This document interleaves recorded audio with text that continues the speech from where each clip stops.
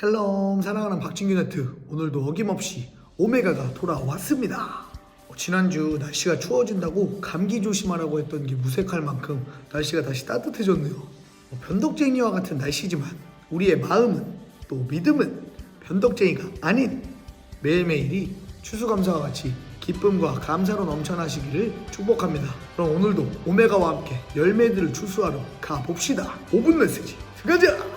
여러분, 이런 경험 있으신가요? 뭔가 딱 하려고 하는데 결정적인 것이 준비되어 있지 않은 그런 경험. 새벽에 배가 고파서 라면 하나 먹을까? 하고 찬장을 뒤지는데 라면이 없다든지, 친구들이랑 야밤에 PC방 하러 가서 도착했는데 신분증이 없다든지, 화장실에서 일을 봤는데 휴지가 없다든지, 풋살하러 갔는데 풋살화가 없다든지, 큐티를 하려는데 큐티책이 없다든지. 이 큐티책이 없으시면 저한테 이야기하세요.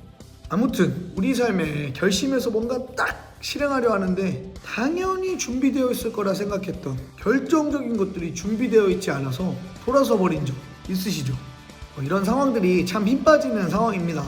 이 시간에 라면 사러 나가기도 귀찮고, 신분증 가지러 다시 집에 가기도 귀찮고, 휴지를 가지러 갈 수도 없고, 풋살라도 가지러 갈 수 없는 이런 안타까운 상황. 그리고 이때 불현듯 우리는 과거의 날을 떠올립니다.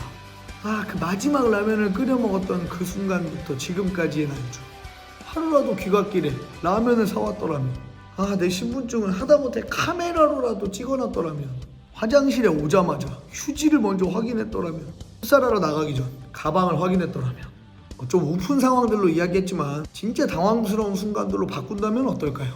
수능날 수험표나 컴퓨터용 사인펜을 놓고 왔다면? 면접날 알람을 안 맞추고 자서 늦잠 잤다면? 생각만 해도 너무 아찔합니다. 이렇듯 우리 삶에 준비라는 것은 매우 중요합니다. 얼마나 준비되어 있느냐가 때로는 일의 성패를 가르기도 합니다. 오늘 본문이 하나님을 경노하게 만든 사람들이 있다고 합니다. 오늘 본문 16절입니다. 듣고 경노하시게 하던 자가 누구냐?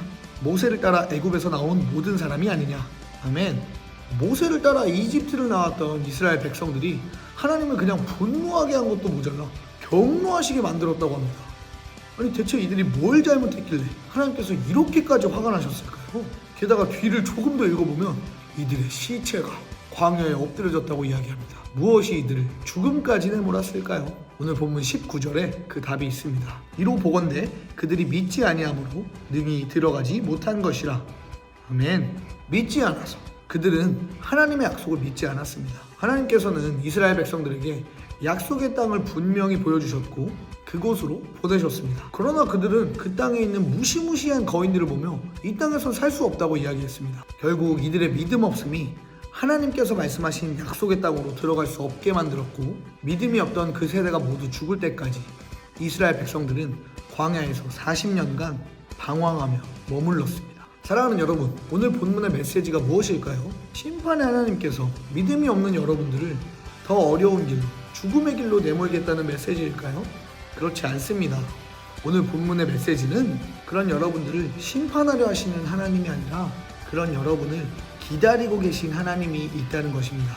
하나님은 오늘 저희의 믿음이 없는 태도가 사라질 때까지 기다리고 계십니다. 내 안에 믿음 없는 내가 죽을 때까지 기다리고 계십니다.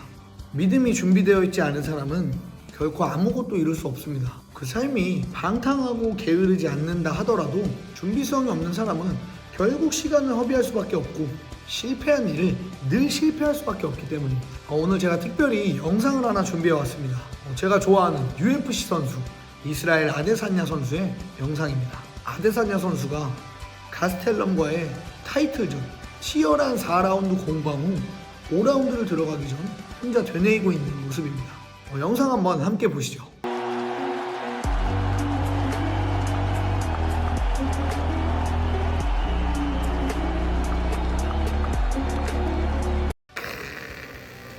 뜨겁죠. 이날 아데사냐는 맷집 좋기로 소문난 가스텔럼을 상대로 고전을 금치 못하고 있었습니다.